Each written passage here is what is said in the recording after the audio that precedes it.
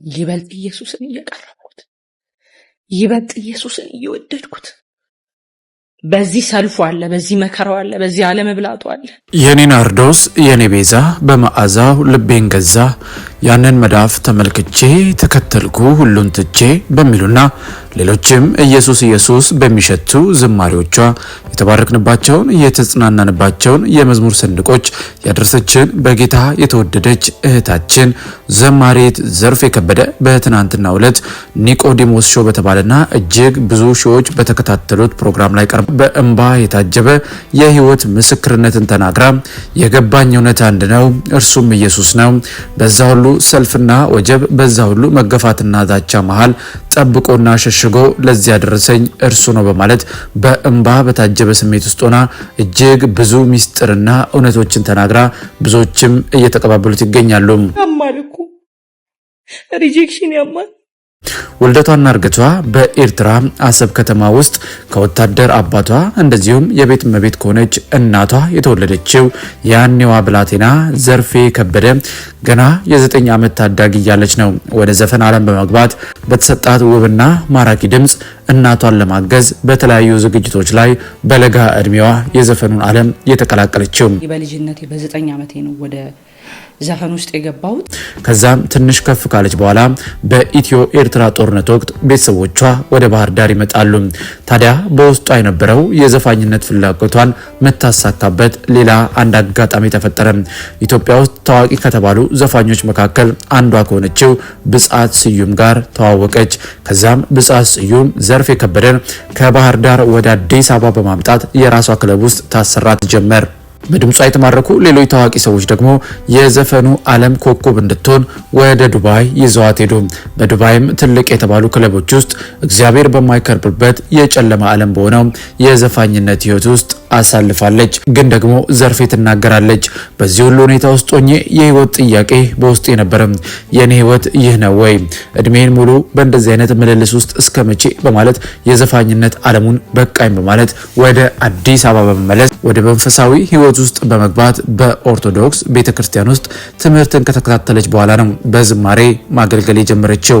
በወቅቱም የመጀመሪያ የዝማሬ አልበሟ ከጥግ እስከ ጥግ የተሰማና ለአገልግሎትም በሰሜን፣ በደቡብ፣ በምስራቅ፣ በምዕራብ ያላገለገለችበት የኢትዮጵያ ክፍል የለም ማለት ይቻላል።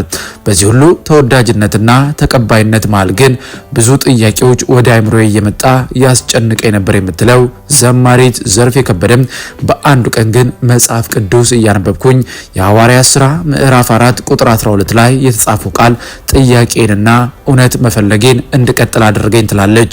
ይህ የመጽሐፍ ቅዱስ ክፍል እንደዚህ ይላል: መዳን በሌላ በማንም የለም፣ እንድንበት ዘንድ የሚገባን ለሰዎች የተሰጠ ስም ከሰማይ በታች ሌላ የለምና በሚለው መዳን በኢየሱስ ክርስቶስ ብቻ እንደሆነ በሚናገረው የዘላለም እውነት እንደገባኝ ዝማሬዎቼ፣ ንግግሮቼ በሙሉ በዚህ ሰማይና ምድርን በሚያናውጥ እውነት ተቀየረ።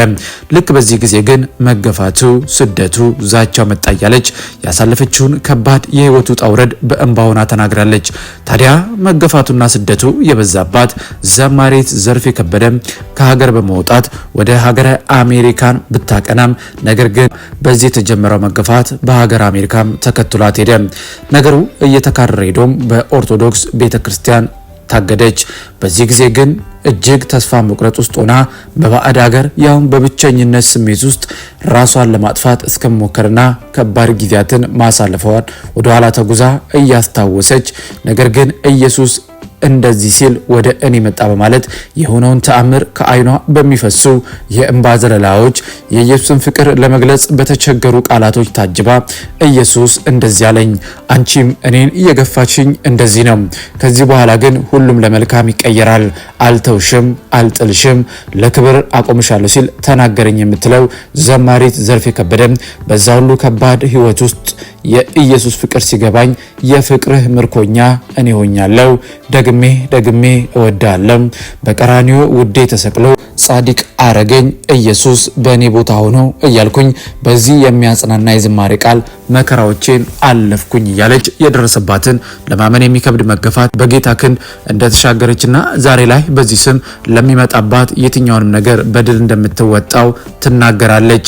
አሁን ላይ ይህ የወንጌል እውነት ገብቷት ሌሎችም ከጨለማ ወደሚያስደንቅ ብርሃን ይወጡ ዘንድ የኢየሱስን ጌትነትና ዳኝነት በመመስከር ላይ የምትገኘው ዘማሪት ዘርፌ ከበደ በዚህ ምስክርነቷ እጅግ ብዙዎች በእንባ ታጅበውና ስሜታቸውን መግለጽ እንዳቃታቸው ሲናገሩና ጌታ ከዚህ በላይ ጸጋውን እንዲያበዛላት ለብዙዎች መዳን ምክንያት እንዲያደርጋት ብዙዎች ከጨለማ ወደሚያስደንቅ ብርሃን ይወጡ ዘንድ ጌታ ጸጋውን አብዝቶላት ታስመልጣቸው ዘንድ እንግዲህ በጸሎት አብረዋት እንደሚቆሙም ሲገልጹላት ተመልክተናል።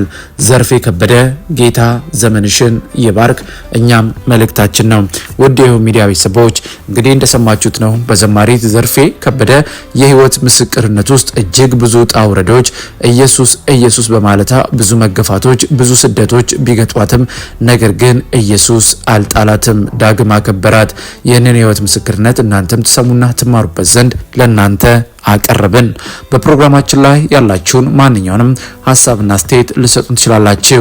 የምንለቃቸው ቪዲዮዎች ላይክ እና ሼር፣ ቻናሉን ደግሞ ሰብስክራይብ እያደረጋችሁ ቤተሰብ እንድትሆኑ እየጠየቅን በእርግጥ በምንሰጣችሁ መረጃዎች አምናችሁና ፈቅዳችሁ ቪዲዮዎቻችንን ላይክ፣ ቻናሉን ደግሞ ሰብስክራይብ እያደረጋችሁ ከ35,000 በላይ ሰብስክራይበርስ እንድንደርስ ላገዛችሁን ምስጋናችን ላቅ ያለ ነው። በሚቀጥለውም እናንተ ብትሰሟቸው ብታውቋቸው ባልናቸው አዳዲስ መረጃዎች የምንገናኝ ይሆናል። እንደ ሁልጊዜው ሐሳብና አስተያየታችሁን እየሰጣችሁን ይሄን ብትጨምሩ ይሄን ብትቀንሱ እያላችሁ ብታበርቱን የበለጠ እንድንሰራ ያደርገናል። ጌታ ቢፈቅድና ብንኖር ደግሞ የተለያዩ መንፈሳዊ ፕሮግራሞችን፣ ፖድካስቶችን፣ የህይወት ምስክርነቶችንም ወደ እናንተ ለማቅረብ ዝግጅታችንን እየጨረስን ነው።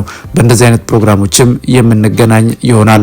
ሐሳብና አስተያየታችሁ አይለን እያለን በሚቀጥለው ብትሰሟቸው ባልናቸው የእናንተ መንፈሳዊት ያንጻሉ ይገነባሉ ባልናቸው መረጃዎች እስከምንገናኝ በያላችሁበት የዓለም ጥግ ሁሉ የጌታ ሰላምና ፍቅር ከሁላችሁ ጋር ይሁን እያለን በዚሁ ተሰናበትን። መልካም ጊዜ ይሁንላችሁ።